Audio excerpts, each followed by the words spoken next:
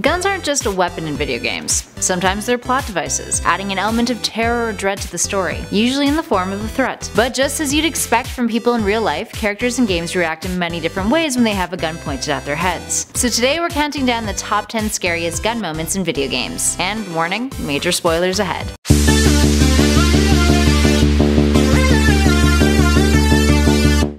Number 10 is Home, the gunshot noise. One of the lighter entries on our list here, Home is an 8-bit game where you wake up in a house with a bummed leg and no memory as to how you got there. All you know is you need to find your wife Rachel and get back home. Throughout your journey home, you start to unravel several greater mysteries, all of which are left eerily ambiguous by the end of the game. You're entirely alone, with only a flashlight and the sounds of your footsteps. No score, just sound design, which makes the game quite creepy. So very much so that at one point towards the beginning of the game, a gunshot goes off, and it's like the biggest jump scare ever. As to where it came from or who was shot, well, that's a mystery. In our number 9 spot is Until Dawn shooting Wendigos. From the horror game Until Dawn, there's a few moments where you have to use a gun to defend yourself from Wendigos, the humanoid creatures who attack a group of friends staying at a lodge in Alberta, Canada. And in those moments, it's life or death. You need to make sure you hit them or else you'll be dead. All 8 characters in the game can be killed or kept alive depending on the decisions you make. And in this particular sequence with Chris, you're running through the forest for your life as Wendigos attack you. And it's real hard to shoot them all properly. Up next, number 8 is Lara Croft Rise of the Tomb Raider, and all of the violent scenes with guns. While Rise of the Tomb Raider has solid aspirations in terms of really showing some character growth for Lara aside from just being a sex symbol, the game had one flaw that many people couldn't help but notice: the fact that the violence towards Lara and her death animations played out like torture porn. There's a few instances in the game where she's brutally shot and killed, or even does the killing herself that make for a pretty intense gun moment. Although in comparison to some of the impalements in the game, it's much easier to digest. In our number 7 spot is Super Columbine Massacre RPG. This is an entry on our list where almost the entirety of the game is a scary gun moment. Built using RPG Maker 2000, this highly controversial game puts players in the roles of Columbine shooters, Eric Harris and Dylan Kelwold. The game uses digitized versions of photographs and voice samples throughout, recreating the attacks. It's disturbing despite being 16-bit, and received a ton of criticism, even though creator Danny Ladonne emphasized its purpose as an art game, with it being an expression of how he felt towards the shooting and its aftermath. Up next, number 6 is Hatred. While one can try to justify Super Columbine Massacre RPG as an art game, Hatred is a little harder to argue for. Hatred is a game where you play a misanthropic mass-killing sociopath on what he terms as a genocide crusade, and it's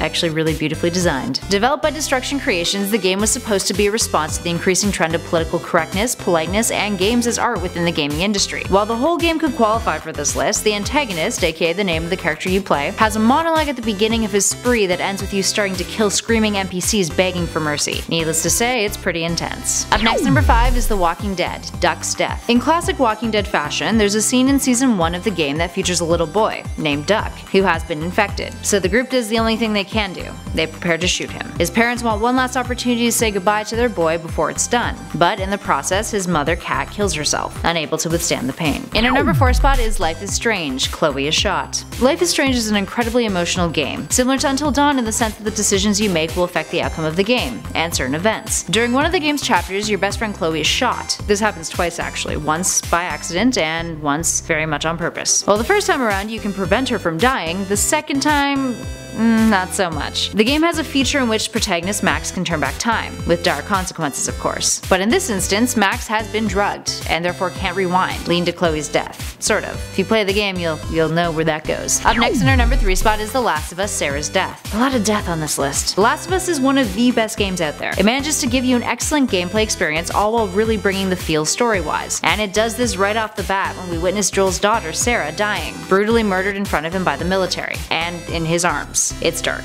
In our number 2 spot is Spec Ops: The Line, White Phosphorus. While this isn't a gun in the traditional sense, this sequence still counts as pretty horrific, even though it's white phosphorus being shot out of a cannon. So white phosphorus munitions are a highly effective smoke-producing agent that is self-igniting, meaning it can do things like burn off clothes, skin, even break down bone in some cases. It's pretty deadly. So when it's used in Spec Ops: The Line, it was controversial, and incredibly effective in terms of putting the player in a morally questionable situation. You don't have a choice in the matter when using it. You have a certain amount of time to bomb the army below so you guys can get past them, all while seeing your own reflection in the screen, which gets more and more opaque as it gets foggier. Then you have to walk through the chaos you've caused. It's terrifying and disturbing all at once you see the ramifications of your actions. And for a game that felt like it wasn't really the cream of the crop in terms of being well developed, the questions it raises about morality and access in video games makes playing it worthwhile. And finally, into number 1 is Call of Duty No Russian. In likely the most disturbing mission in Call of Duty history, the No Russian mission forces you to work with a group of terrorists whom you're infiltrating. And in order to infiltrate properly, you have to do what they say to not raise suspicion. To our dismay, that meant helping this group of terrorists shoot down a bunch of civilians at an airport. Similar to our last number, players are forced to work with a skewed moral decision as they must walk around the airport and murder innocent people. Being a bit of an all too real nightmare these days, No Russian hits too close to home for some of us. Alright guys, there we have it. Any moments you guys found particularly scary with guns in video games? Let us know in those comments below. And hey, if you dug this video, make sure you hit those like and subscribe buttons while you're at it. And why not check out some of our other lists on our channel, like the top 10 overpowered items that broke video games, or the top 10 insane Sonic Easter eggs? Go on, check them out. Thanks for watching Top 10 Gaming, guys. I'll catch you all in the next one.